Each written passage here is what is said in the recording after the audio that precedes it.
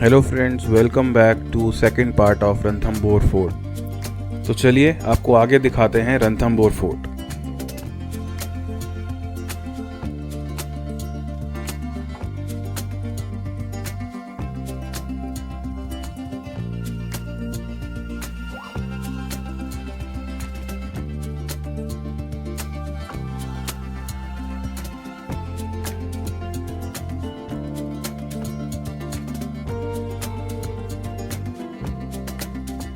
मैंने आपको बताया इस फोर्ट की 5th सेंचुरी में फर्स्ट नींव रखी गई थी। वो रखी थी महाराजा जयंत राजा ने। चौहान वंश के जयंत राजा थे जिन्होंने इस किले की फर्स्ट नींव रखी।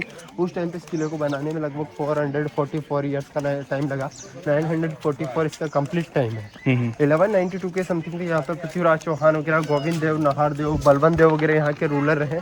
1250 के अंदर यहाँ पे आए थे महाराजा जयत्र सिंह चौहान। जयत्र सिंह जो चौहान रूलर थे उन्होंने यहाँ पे 32 ईयर्स रूल किया था, 1250 से 1282 तक। तो उस टाइम पे हमीर देव चौहान जो इस किले के राजा थे, उनके 3 पुत्र हुआ करते थे। उनके जो सबसे छोटे जो पुत्र थे ना, उनका नाम था हमवीर देव चौहान। हमीर देव चौहान जो रूलर थे, उनका जन्म हुआ था 1272 के अंदर और 1282 के अंदर इस किले की राजगद्दी पर बैठाया गया था 10 साल की उम्र में।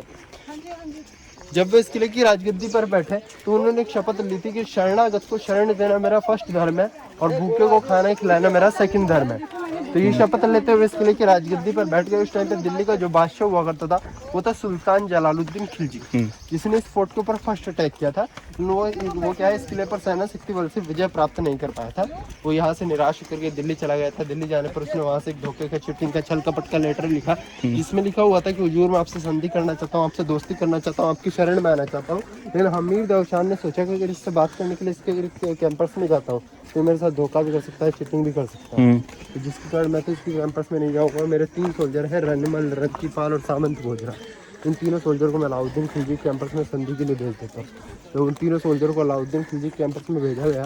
तो अलाउद्दीन खिलजी ने क्या किया था, उन तीनों को लालच दे दिया था कि तुम मेरी रणथंबोर किले पर विजय प्राप्ति करवा दो, मैं तुम्हें वहाँ का राजा बना दूंगा। तो जिसके कारण वो तीनों सोल्जर लालच में आ जाते हैं और लास्ट बैटल में उन्होंने हमीर देव चौहान के साथ चीटिंग करने की ठान ली थी। तो हमीर देव चौहान और अलाउद्दीन खिलजी के बीच जब लास्ट बैटल होने वाला था तो हमीर देव चौहान अपनी रानी से बोल कर गए कि हमारे युद्ध का फ्लैग है ऑरेंज फ्लैग, यानी केसरी फ्लैग अगर कोई फहराता हुआ नजर आए तो तुम सोच लेना कि जो दुश्मन राजा है वो युद्ध के अंदर विजयी हुआ।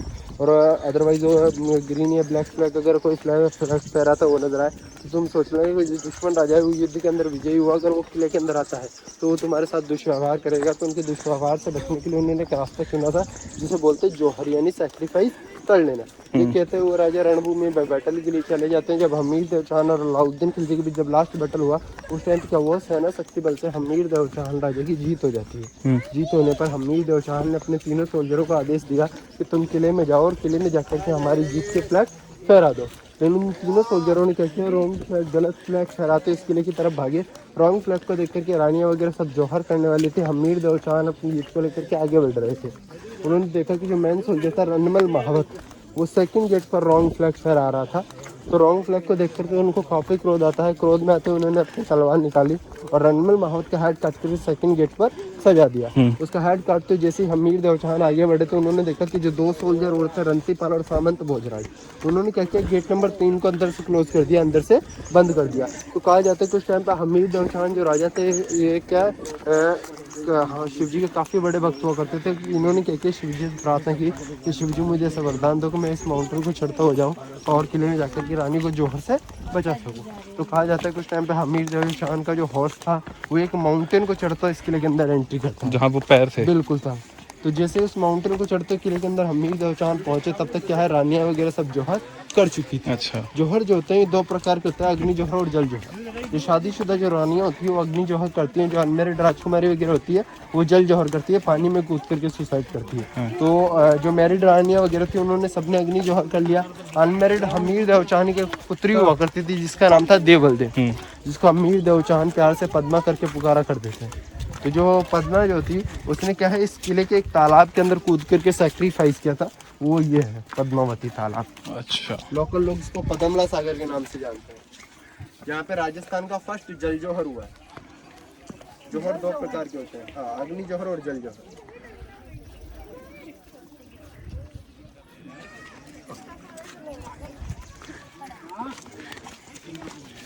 तो जोहर के बाद की स्टोरी अपन रिटर्न में कवर करते हैं। अपन पहुंच चुके हैं गणेश टेम्पल के परिसर के अंदर। तो मैं आपको बताता हूँ गणेश टेम्पल के बारे में। यहाँ के जो गणेश जी महाराज की जो मंदिर है, इसमें जो मूर्ति है लगभग 6500 वर्ष पुरानी मूर्ति है। ये द्वापर युग की मूर्ति है, श्री कृष्ण भगवान के टाइम की। ये पहाड़ से स्वयंभू प्रकट हुई मूर्ति है, स्वयं निकली हुई मूर्ति है। मूर्ति में 3 आइस वाले गणेश जी है, त्रिनेत्र गणेश जी महाराज का मंदिर है। अपने जो भारतीय हिंदू धर्म की जो शादी होती है, उसका फर्स्ट निमंत्रण कार्ड यहाँ के गणेश जी महाराज को भेजा जाता है। और किसान जो अपनी फसल पैदा करता है, उसका पहला अन्न इनके चरणों में ला करके दान करता है। ये रिद्धि सिद्धि के दातार यही है। अपने जयपुर में भी गणेश टेम्पल है, मोती डूंगरी, मुंबई में भी गणेश टेम्पल है, सिद्धि विनायक, इंडिया के हर कोने में गणेश टेम्पल है। लेकिन बाकी सब ब्रांच ऑफिस, ये हेड ऑफिस के नाम से जाना जाता है। अच्छा, हाँ, हेड ऑफिस है इधर। यहाँ थोड़ा 2 मिनट का स्टोरी कवर करेंगे। नीचे की तरफ सतपोल गेट, तो मैंने मैप के अंदर बताया था आपको, ये सतपोल गेट है जो कि डीप खाई वाले एरिया जोन नंबर 2 के अंदर जाकर के इसका एग्जिट होता है। मैंने आपको बताया था सर, जो फोर्ट है एक सिंगल माउंटेन्स के ऊपर है, एक सिंगल पिलर के ऊपर है। पिलर को हिंदी में बोलते हैं खंबा या स्तंभ। फोर्ट के चारों तरफ क्या है, 84 हिल्स है।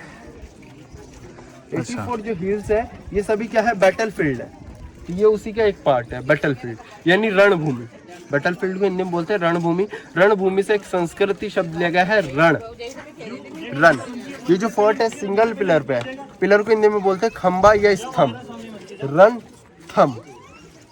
और फोर्ट के चारों तरफ एक डीप खाई वाला एरिया है, वैली है। इसमें उस टाइम पे नदी वगैरह बहा करती थी। नदी में जो लहरें उठती है ना, लहरों को राजस्थान में बोलते हैं भंवर या भोर। तो रण थंब भोर, इन 3 चीजों को मिलाकर इस किले का नाम रखा गया है, रण थंब भोर। इसको ऐसे भी बोलते हैं, अपने राजस्थान के अंदर किले को बोलते हैं गढ़। और जो बैटल फील्ड होती है ना, रणभूमि, रणभूमि से एक संस्कृति शब्द लिया गया है, रणत। गढ़ रणत और डीप खाई वाला एरिया भंवर। गढ़ रणत भंवर से आओ जी गजानंद, रिद्धि सिद्धि साथ में लाओ जी। तो ओल्ड नेम है गढ़ रणत भंवर और न्यू नेम है रणथंभौर। 2 नामों से इस किले को जाना जाता है।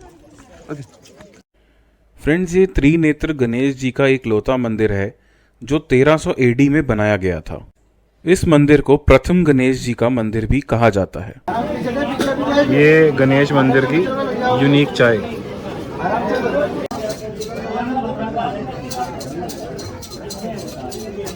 ये सेफ्टी होल है। इसके ऊपर जो तोप का, वहाँ पे ऊपर जो तोप पे जो देख रहे हैं, यहाँ पे तोप रखी जाती थी।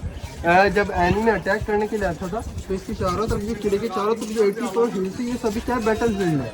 तो यहीं पर क्या युद्ध वगैरह छिड़ जाया करते थे। यहाँ से क्या है, बैटल फील्ड के अंदर फायर किया जाता था। तो इसके ऊपर क्या है, एक राउंड लेवल स्टैंड बनाया गया है, जिसके द्वारा गन का डायरेक्शन चेंज किया जाता था। तो ये पूरा ऊपर की तरफ तोप का परगोटा है। तो आपको यहाँ से सामने से अच्छे से नजर आ जाएगा। यहाँ पे ऊपर तोप रखी जाती थी और सामने बैटल फील्ड के अंदर फायर किया जाता था। ये हमेशा से भैया बीच में रहता था। हाँ, ये नदी तो हुआ करती थी उस टाइम पे। नॉर्मल लेक वगैरह पानी छोड़ दिया जाता था इसके अंदर सेफ्टी के लिए, जिसमें क्रोकोडाइल वगैरह छोड़ देते थे। आपको 3 आर्किटेक्ट देखने को मिलता है। इस साइड भी जो देख रहे हैं, जिसमें रोड वगैरह निकला हुआ है, ये ब्रिटिश आर्किटेक्ट है। बीच में डोम टाइप में है, ये मुस्लिम आर्किटेक्ट है। और इस साइड पे आप देखोगे तो इस साइड पे आपको हिंदू आर्किटेक्ट है। ये 3 आर्किटेक्ट है, मतलब 3 तरह के राजाओं ने यहाँ पे रूल किया हुआ है। तो ये देखेंगे।